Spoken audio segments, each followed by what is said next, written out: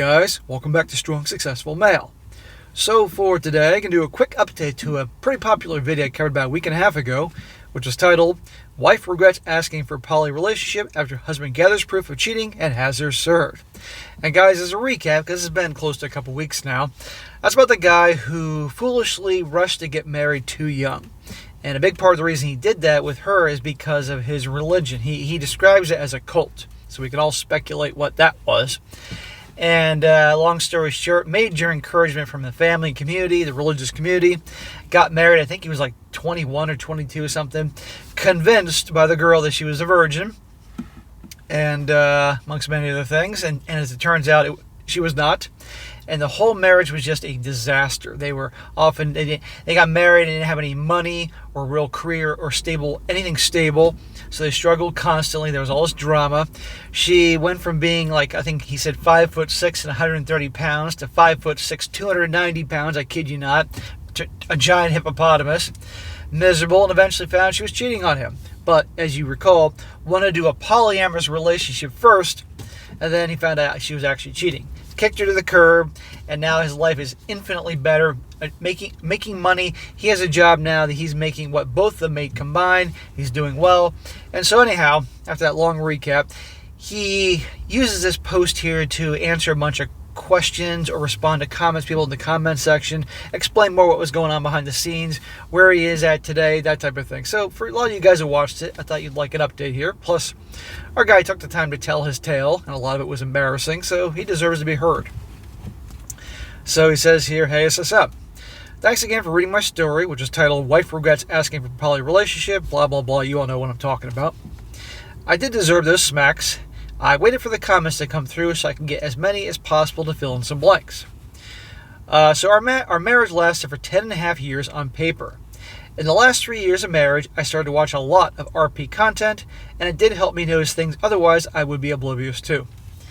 Bro, that's why I do this. That's why I share these personal stories. In the beginning of the channel, it was overwhelmingly all news articles and stuff like that. And as time went on, you guys would send me your stories, and I started doing more and more personal stories, and I thought that was a better way to go in the direction of the channel, because really guys can hear what's going on out there and use those personal stories to help throw in some lessons here to help dudes not make the same mistakes. And quite frankly, you guys all really enjoy the personal stories more.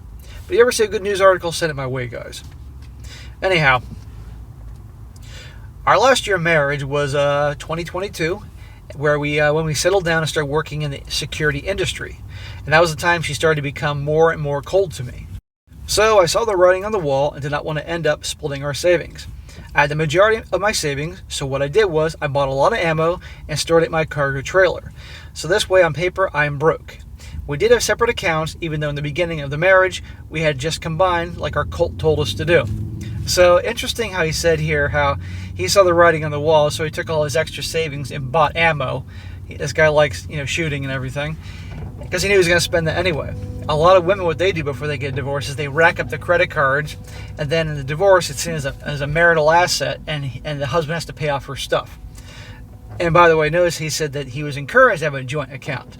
As if you guys, if you didn't hear already, guys, always have separate accounts. You have your own personal bank account where your paycheck or profits from your business goes in, and she has her bank account under her name where her paycheck or profits from her business go to, and the joint account is only to put just enough in to take care of the mutual household expenses, nothing more. Have your own brokerage account in your name, brokerage account in her name, credit cards in your name. She doesn't get an additional card or anything like that. Same thing with her, to help minimize the fallout. But then we had a snag when we worked as a 1099s for the same company, and they were trying to do a transfer for both of us into the same account, and banks were blocking that and thinking it was a fraud. So they made separate accounts. I'll forever thank that trucking company, LOL. Yeah, how about that? It worked in your favor. When it comes to religion, I'm now atheist, and I'm not looking back. In fact, it's one of the reasons I want no contact with all of my relatives. More about that later. Well, given the how you grew up, I can't blame you at all. And I'm sure you're probably now shunned from the family and community because you've gone down the atheist route. When we did trucking in the first 3 of 7.5 years, I had to do all the strapping, backing up the truck, and nighttime driving. The latter was all the time, and I would not complain about nighttime driving. I am a night owl. He says, fun fact about the security company and a few things connected to that. When I was a shift supervisor, we had a team of 12 guards. 7 of them were women. Low pay, easy work. Now I was the only supervisor who would stop at each post and spend anywhere from 5 to 15 minutes with them to shoot the breeze and make sure they had everything they may need. Also, I would bring some food or sweets to their posts. Were you the supervisor or the butler? So it sounds like you were just making sure everybody's content, everything's in order, that type of thing, and you were just being an overall good boss. Okay, that's good to hear, but I just hope it wasn't taken advantage of. So when I abruptly left the company, a domino effect happened. 5 of the 7 women left the company within 4 weeks, and the company became even more sure-handed to the point of losing 4 contracts. At the same time, my ex was caught stealing from the store that she was providing security for. Oh, how about that? She was fired and her security license taken away by the local cops. About 6 months later, when I was driving by the company office, I noticed that it was vacant. I texted one of the guards, and I knew, and he told me the company folded because they could not satisfy contracts. So after all that, almost all the guards left since I was not there to provide aggressive backup for them.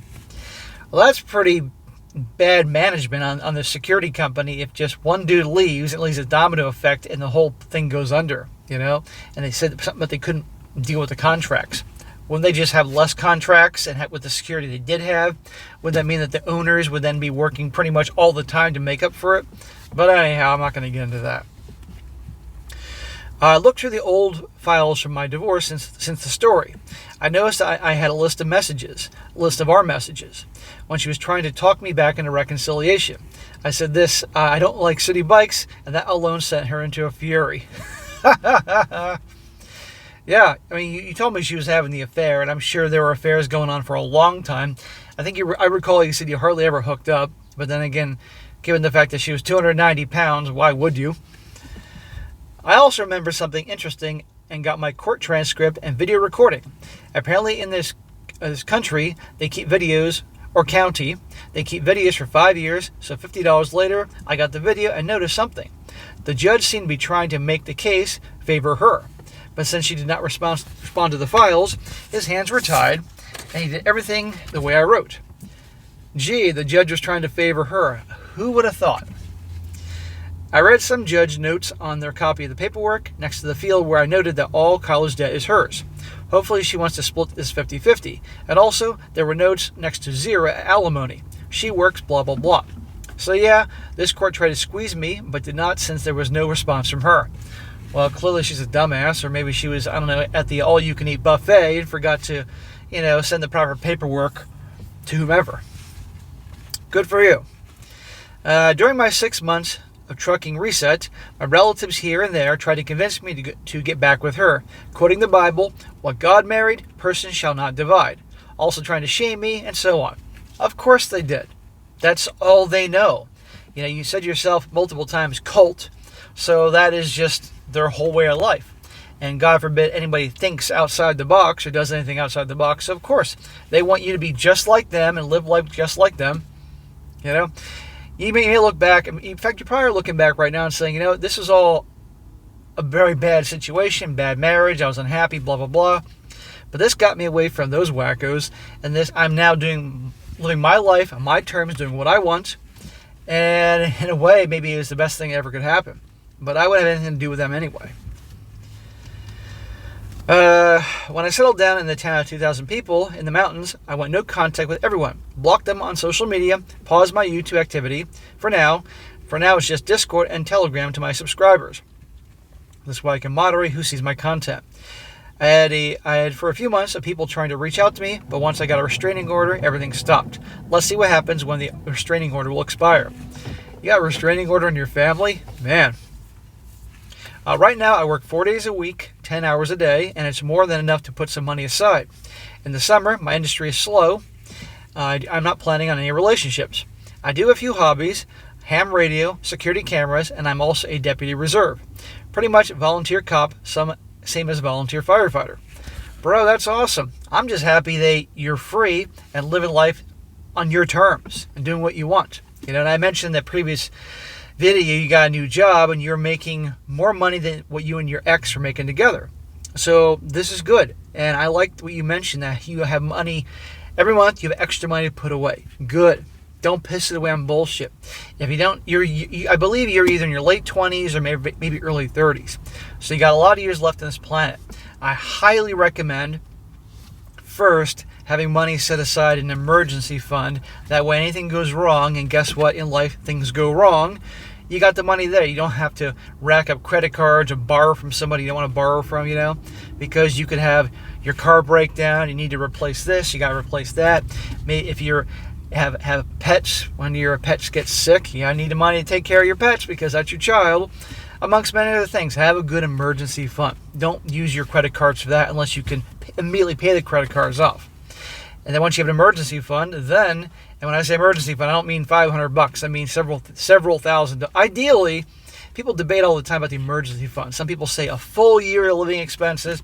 I think that's a bit extreme, unless maybe you have children and a lot of dependents. But 6 months is not a bad idea.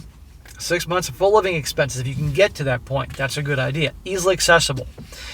Or at least start off with at least 1 month's worth of all living expenses. Then go to 2 months, 3 months, 4 months, that type of thing. And beyond that, start investing. If you don't know anything about investing, talk to somebody that actually knows what they're doing, and they can recommend, and you can choose to invest in something that will grow in value over time based on your own comfort levels, and that can help you out. So every month, guys, you want to have extra money. Do whatever you got to do to make sure you have extra money that you can invest. It may take a long time to get to that point, but over time that will grow and will help you down the road. There you go. Again, this is all what I would do, of course. And this is information. This is entertainment, not necessarily financial advice, but I think I'm being pretty safe with what I'm saying. I fill my house with cameras outside and inside, and yes, I'm on the fine edge with the privacy laws. I do not cross it.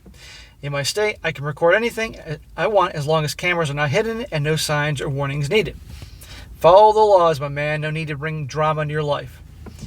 The reason I do this, the way I do it, is to prevent the possibility of accusations. I never stop being a man after all. In other words, you're seeing chicks and having them over, and you want to have recording devices just in case any false things are said about you.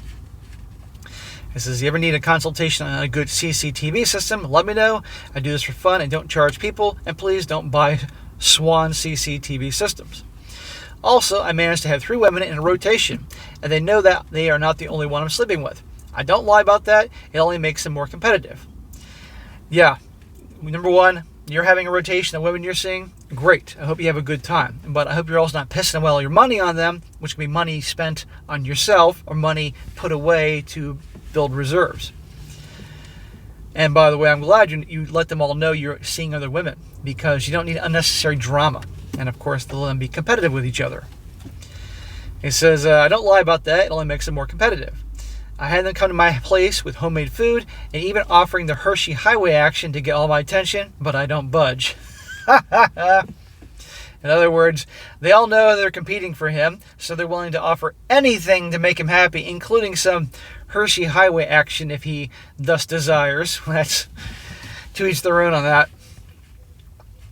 And yes, I never go raw with any of them. They never said no to anything I asked, so there you go, kings. Never settle for just one.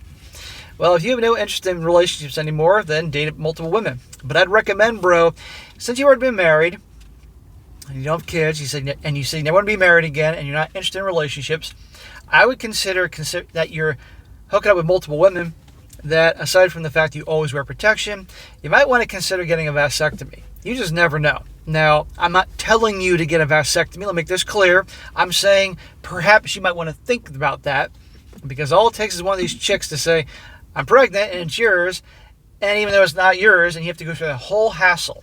So if you've become the local Chatter Tyrone of your area, just consider that. But remember, you may change your mind in time. So just think about that. But in the meantime, be very careful. Wear protection always, and wear your own protection. But if he says here, kings never just settle for one.